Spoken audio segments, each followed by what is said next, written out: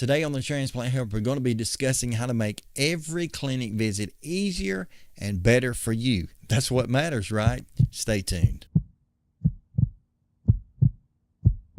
Hey folks, I appreciate you being with me today on the Transplant Helper podcast / YouTube video series.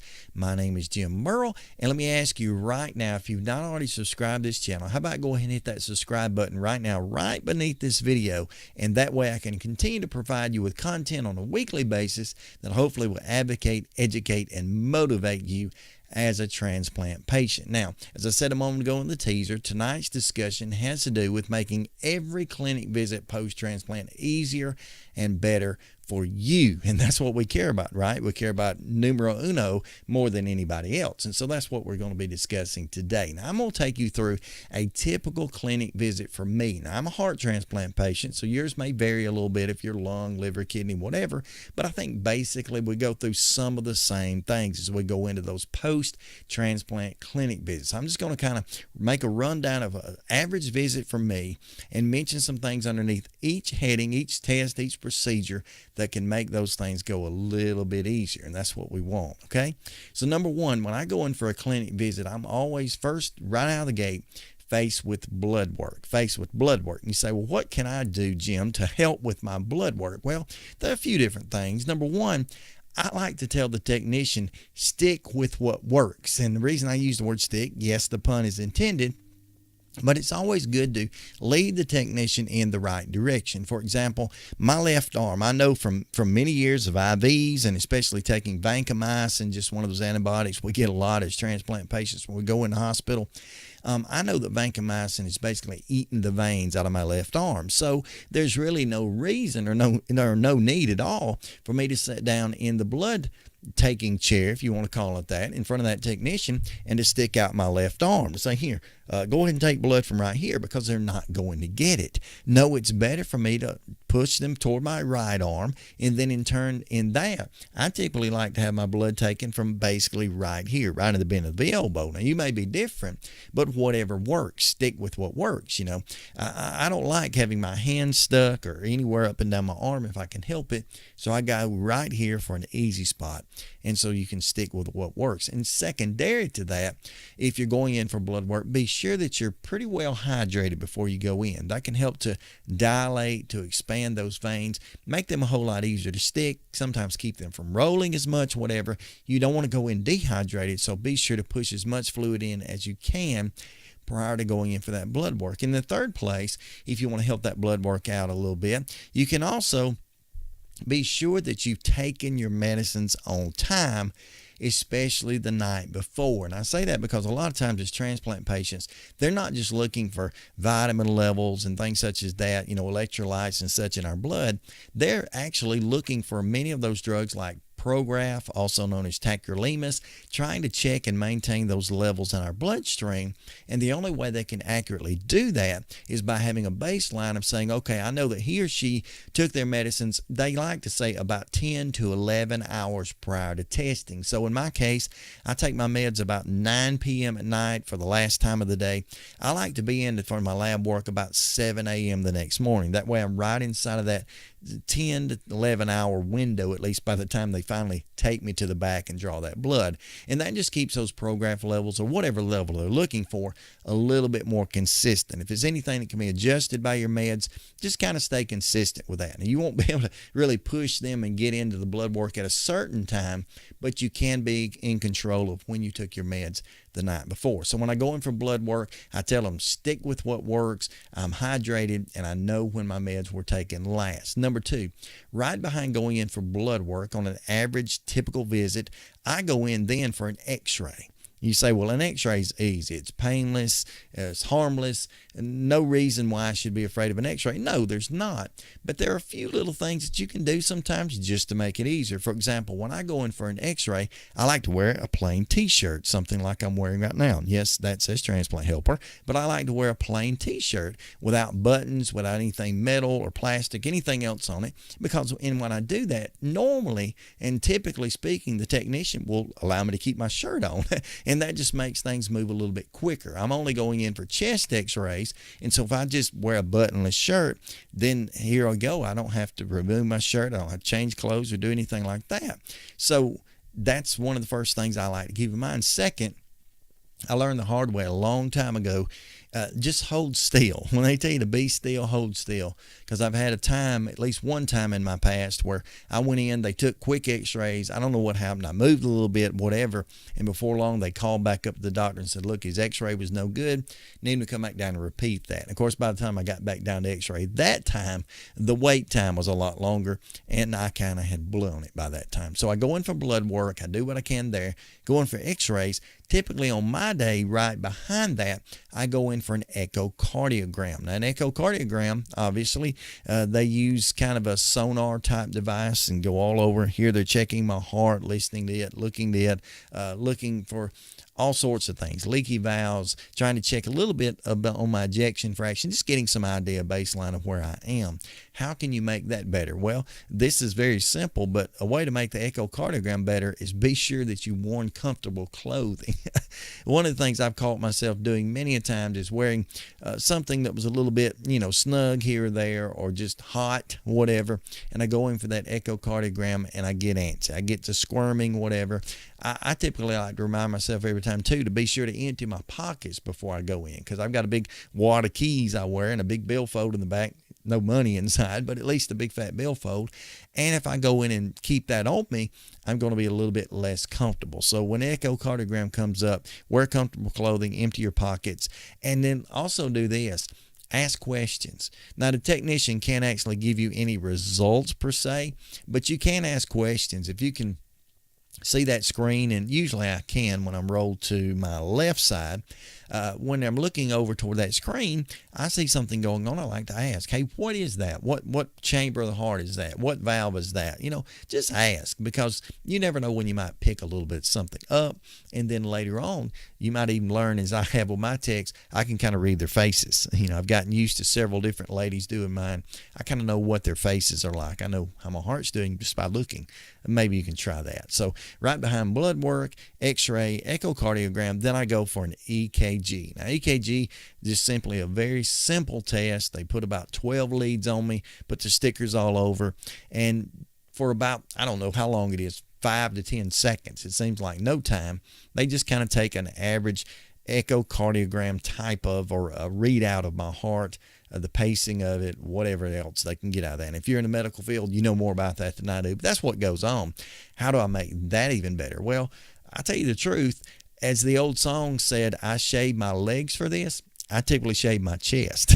I'm kind of allergic to the tabs, to the stickies, even though they're only on there for a minute or so. I have a lot of time. Maybe I'm just a baby, kind of whiny, but I have a lot of trouble with those tabs getting stuck, and especially stuck in the hair. So I'll shave my chest. Now, probably that's too much information. You didn't want to know that, but some of you guys out there especially, that might be handy. Don't be afraid to shave your chest. Sure, you'll have to keep a shirt on for a while to keep from being embarrassed, but I go ahead and do that. Next, be sure that when you're in that EKG, if you can, wear loose clothing. By wearing loose clothing, in my case at least, all I've got to really do is kind of pull my t-shirt up and they can do the EKG. I don't have to disrobe or put on the gown that's usually laying there for me. I can just pull my shirt up because it's loose enough. I can work that out. They put a few probes sometimes or stickers on my legs. Same thing. Just pull up my britches leg and go on. So for the blood work, the x-ray, the echocardiogram, the EKG, that's typically how things go. Now from there, on an annual basis, and I don't do this any more often than annual, but I'll go in then for a heart cath. Again, I'm talking about a heart patient here, so I go in for a heart cath, and that can either go in through my neck, as they do a lot of times, or maybe sometimes through my groin.